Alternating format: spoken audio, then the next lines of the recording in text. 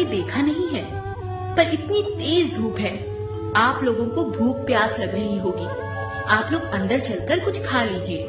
महिला की बात सुन पहले एक बुजुर्ग ने उससे पूछा, क्या तुम्हारे पति घर पर हैं?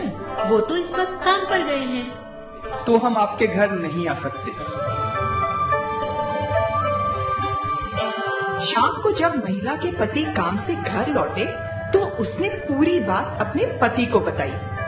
सारी बात सुनने के बाद पति ने तीनों बुजुर्गों को शाम के खाने का निमंत्रण देने को कहा।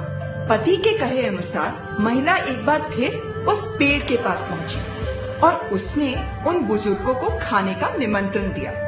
महिला की बात सुन बीच में बैठे बुजुर्ग बोले, शुक्रिया बेटी, पर हम तीनों एक साथ किसी के भी घर नहीं जाते।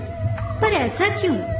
देखो बेटी, ये जो मेरी बाईं ओर बैठे हैं इनका नाम दौलत है, और जो मेरी दाईं ओर बैठे हैं इनका नाम सफलता और मेरा नाम प्यार है। जैसा कि मैंने तुमसे कहा था कि हम तीनों एक साथ किसी के घर नहीं जाते, अब ये तुम पर निर्भर करता है कि हम तीनों में से तुम किसे अपने घर ले जाना चाहती हो। बुजुर्ग की बात सुन महिला सोच में पड़ गई।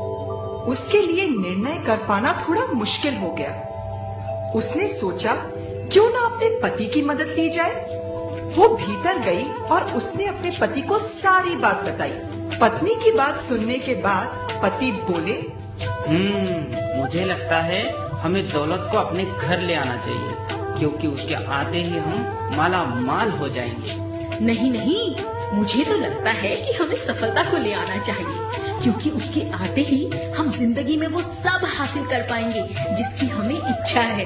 तभी पास ही में बैठी इनकी 10 साल की बेटी बोल पड़ी, मम्मा, पर मुझे लगता है कि हमें उस प्यार नाम वाले दादाजी को घर बुलाना चाहिए, ताकि हमारा घर खुशियों से भर जाए। बेटी की बात पति पत्नी को जच गई और उन्होंने आंगन में जाकर प्यार नाम के बुजुर्ग से घर के अंदर आने का आग्रह किया। प्यार नाम वाले बुजुर्ग आगे बढ़े, पर ये क्या, उनके पीछे पीछे दौलत और सफलता नाम के बुजुर्ग भी घर की ओर चल पड़े। ये देख महिला को आश्चर्य हुआ और उसने बुजुर्ग से पूछा, पर आपने तो कहा था कि आप में से सिर्फ एक ही घर के अंदर आ सकता है, अब आप तीनों? बेटी, मैंने बिल्कुल सही कहा था। अगर तुमने दौलत या सफलता में से किसी एक को चुना होता तो बाकी दो घर के बाहर ही रह जाते, पर क्योंकि तुमने प्यार को चुना है, सो जहाँ प्यार रहता है वहाँ दौलत और सफलता तो खुद ब खुद चली आती है।